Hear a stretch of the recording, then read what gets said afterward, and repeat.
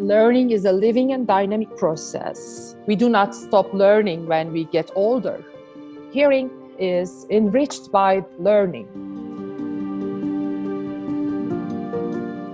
In this episode, Rethinking Rehabilitation, we'll hear from a global expert, Professor Esra Yucel, who will discuss the latest research, the nuances of new versus experienced CI users, and the importance of real-world listening and communication. We will explore the impact of digitization and also discuss the potential future of rehabilitation beyond traditional speech and language measures.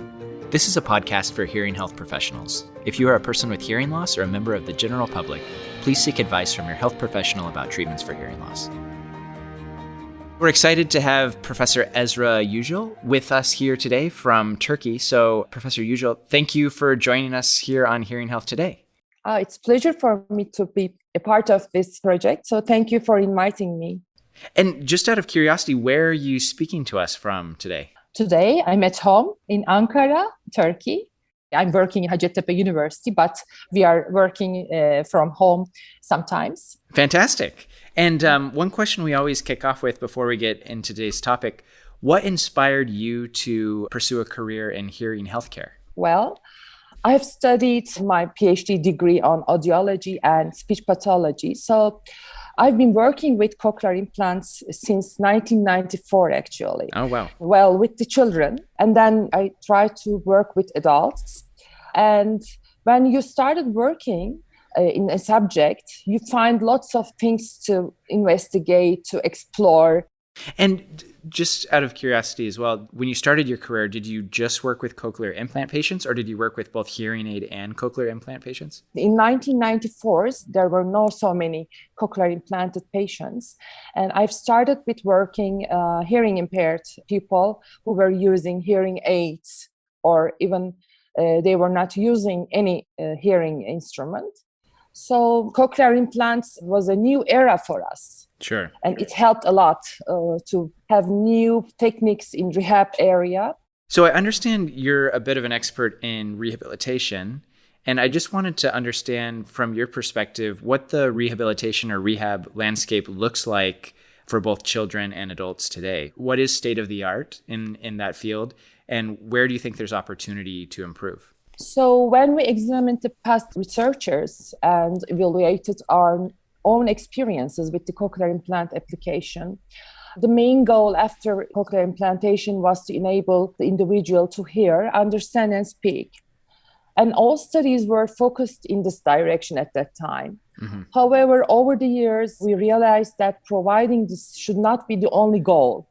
And existing studies emphasize the importance of providing the individual's entire sensory system and psychosocial competence also. Apart from the 5 best known senses, the vestibular and proprioceptive sensory systems also differentiate because of hearing nerve and hearing system might be different. So it shows the effect of ensuring the integrated functioning of 7 senses, not only hearing, and especially in pediatric and geriatric groups, on the individual's cognitive learning and participation in life. It sounds like over the years, as you've been working in rehab, there's been more emphasis on sort of cognitive and social ability. Yeah. What does that look like in practice? So how does that evolve your way of delivering care to patients? What do you do differently, I guess, in the clinic that you might not have done in 1994 as you start to bring in some of those cognitive aspects? At that time, we were only dealing with people who were in need of hearing. So we were testing them both in audiological capabilities and their speech recognitions, articulation, etc., etc. Yep. Mm-hmm. And then we realized that it was not enough for them to be a part of real world. And now we are dealing with their cognitive skills and we are working with our psychologists and neurologists also. And then we are dealing with especially for the children, the way of learning. How do they learn? Because we realized that they were not differing with normal hearing ones, because normal hearing children also have different styles of learning. And these children with cochlear implants, they were learning differently from normal hearing ones, but going at the same path in learning styles. So we worked with their learning styles, especially sensory integration abilities, and have rehab programs in these areas also. And so you mentioned that you work with psychologists and neurologists. Yeah. Are those other professionals co-located in your clinic? Yeah, we have ergotherapists. We have psychologists who is only working with hearing impaired people. Ah, wow. Okay. So it really helped us a lot. Is that a relatively new addition to the care team? We had these kind of professionals since 1995 or something like that. Wow. Okay. That's great. I'm curious the difference between pediatric rehabilitation and adult rehabilitation. Are visits for rehabilitation covered either by the government or insurance for both pediatrics and adults in Turkey? Now, we didn't have programs in special education centers for adults until this year.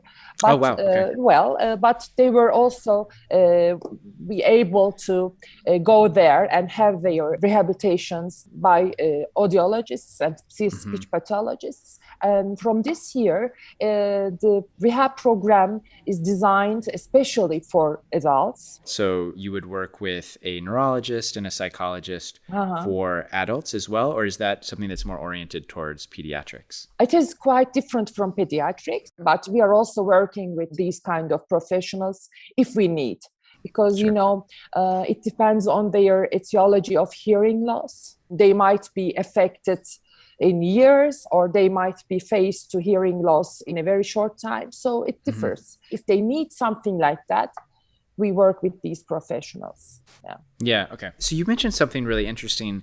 Looking at pediatrics, you started to see a difference in learning and the style of learning between newly implanted pediatric children and their normal hearing peers. And I'm just curious, how do you track that progress for pediatric patients as they're going through those different cycles of learning and language acquisition?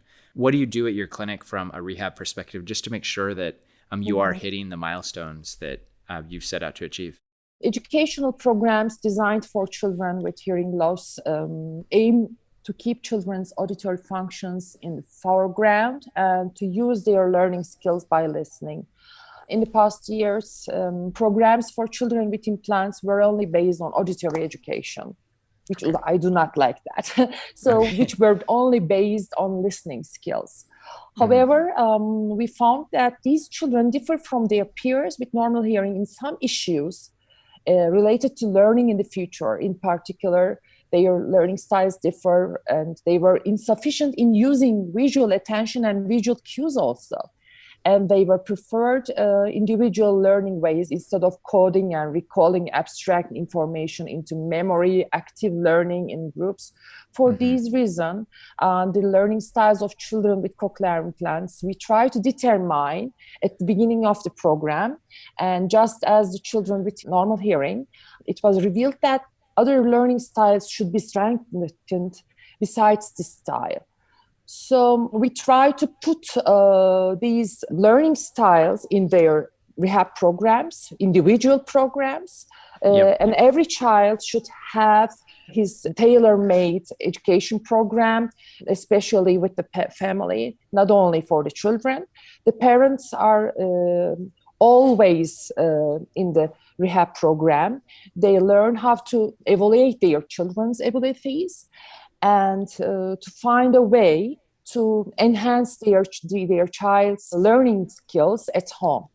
So our program is a holistic one. We aim to enrich their skills on not only hearing, but for 7 senses. Even we work on vestibular system, proprioceptive skills, and also visual skills, and these other kinds of developmental parts. We usually work on multi-sensorial program, not only hearing. And so how do you come up with the individualized treatment plan or learning plan for a particular child? What does that look like in practice? We know that every child, they all have a different way of development. So in the beginning, we evaluate their developmental status. We evaluate them with different ways, not only with the tests, by playing, by observing the child at home, by cameras or by some notes taken by the parents. So we make a plan for each child. And how do you involve the parents? What's their role in that? At the first stage, we try to understand the dynamics of the parents and child and the family. And then we play and we make some tests on the child with the parents. They are always at the room, observing what we are doing. And sometimes they interact in the program. And then we prepare a program which the parents are also involved. I mean, by turn taking, by playing roles. Mm-hmm. Yep. I mean, they observe and they do it. And even the style of talking, it's very important, If the parents do not understand how to talk with the child, sometimes they talk very primitively, just with words, not enlarging the sentences, etc. If you have a child that's implanted, let's say at 1 year of age, how long do they receive rehabilitation care from your center? Well, it's a lifelong deal. We don't know because it depends on the development of the child, but okay. They get it. I mean, they have this opportunity to involve in our program as long as the child needs, because, the child is a growing and developing thing, and they need different things in their lifetime. So it's a very holistic caring program. And then they have to learn the development pathway of the child. So they learn how to play with the child. They learn how to interact with the child at home. And I'm just thinking, for a parent of a child who's newly implanted with a cochlear implant, this must be overwhelming, like a lot of information that's coming. How do you guys keep it organized? What's that process? We have some books for parents. We have prepared these kind of things. But in every session, we prepare a custom-made program for a child. I mean, it's a tailor-made program, actually. Sure. And it is all written, which they can look for after they go back to their home. Mm-hmm. And we also let them to take some pictures or take video during the session. So it is really very helpful for them to also for sharing with the other individuals in the family and what to do and not to do, etc.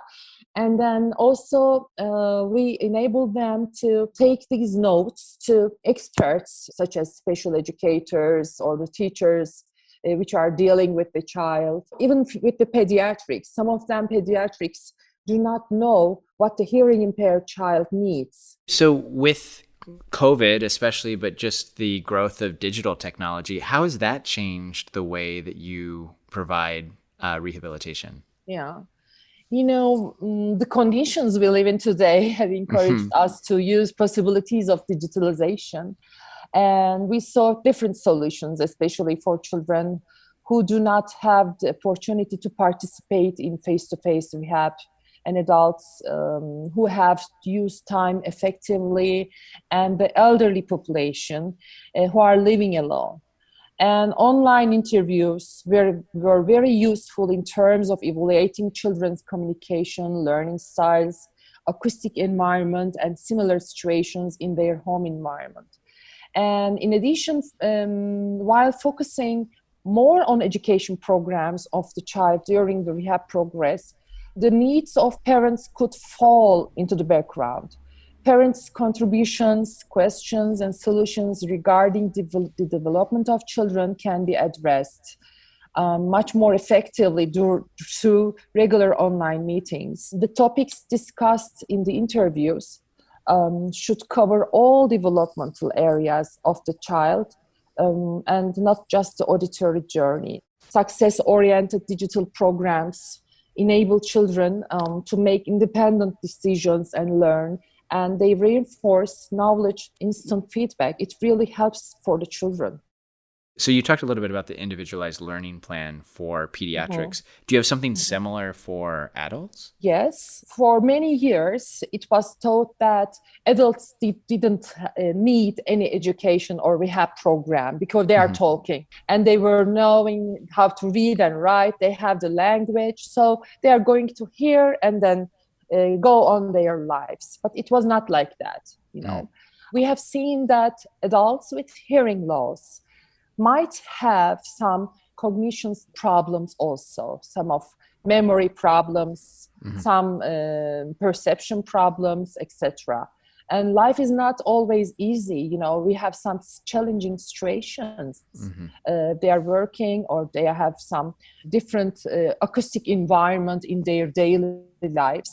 And people do not know how to deal with a person who has some hearing needs. So we decided to have a program for adults, especially. And when the participants might be very good in clinic, but it's not the same in the At social home. life, Yeah. you know. And we observed that these adults face some problems, especially related to learning in the following years. Do you tailor a specific rehab program to their challenges? Yeah. They have a auditory cognitive programs with Hmm. active participation of cognitive skills Okay. also Sure. included in their programs. And these programs are involved are some rapid reasoning, decision making, Mm-hmm. auditory visual attention and maintenance. And also sometimes we have enrichment of literary skills. We have to deal with these kind of things, shortening of reaction time, etc. What type of professional would deliver that program? Different professionals are working in the programs, but they must have an audiologist in the center. They must have a psychologist. They must have teachers of the deaf. Hmm. They are working collaboratively. I mean, the teacher of the deaf deals with the academic pathways of the child, but the Hmm. audiologist deals with hearing rehabilitation, and psychologists deal with cognitive issues. What about patients that were implanted a few years ago that didn't do rehabilitation at the time? Is there still a possibility or a need, a benefit for those patients to do a rehabilitation program? Sure. I believe that every cochlear implant patient needs something. So it doesn't stop in years. Sometimes they struggle by themselves to solve these problems, and it's Hmm. really very tiring, for them and for their relatives. But usually the adults believe that, okay, I'm going to get the cochlear implants, I'm going to hear in 1 year, and it will be finished for my life. When you get older, understanding gets slower, and sometimes you will lose some abilities, cognitive skills by years. Getting older is more problematic for the cochlear implant users because Sure. they use their cognitive skills to understand the words, to taking the words and sentences from the memory. Sometimes they get some parts of the sentences and they have to understand the whole sentence by just imagining and fixing some parts of the real life. So if their cognitive skills get slower and slower, it makes them very different to use the skill. So we have these services for these kind of adults forever. I mean, they can come and get help from our clinic whenever they would like to. So, you mentioned something earlier around the importance of real world listening skills and Mm-hmm. communication, also Mm-hmm. the introduction of cognition into rehab. Why is that so important? Learning is a living and dynamic process. And as with individuals with normal hearing, learning needs and styles of individuals with hearing loss also differs. And hearing loss causes us encounter a style other than learning pathways we know in these individuals. To other hearing health professionals that might not prescribe rehabilitation for adults, what would you recommend? They should not only look for the speech perception tests, they have to look for their holistic needs for the adults. They have to look for their reading skills. They have to look for their memory structures. They have to look for reaction times, sensory processing, and they have to look how they learn, because learning process, it's a lifelong thing. We do not stop learning when we get older. We are now learning while we are watching TV, while we are reading, while we are chatting, while we are gossiping. We are learning a lot, and this process should go on. It's very important for hearing intactness. Hearing is enriched by learning. Where do you think the next frontier is? Where is rehab going in the future? It has a much broader meaning today, and I'm sure that it will have much broader in the future. And for example, for a hearing impaired person, it was not so important to get involved in digitalization at that time. I mean, if they could use telephones, some of them could easily use telephone. Okay, it was very good for them. But now we have some different sources to learn, to contact, considering that these needs will be changing. Rehab should be more holistic. Esra, this has been a fascinating conversation. I've learned a tremendous amount about rehabilitation, both for pediatrics and adults. So thank you so much for coming on the Hearing Health Today podcast. Thank you very much. It was a pleasure for me to be a part of this podcast. Thank you. We've received some amazing feedback from our listeners around the world, and we'd love for you to share your perspectives with us so we can work towards creating the most engaging podcast as we possibly can. Click the link in the description to share your thoughts. Stay tuned for next time when we speak with Professor Bhamini Gopinath about factors shaping the hearing loss landscape.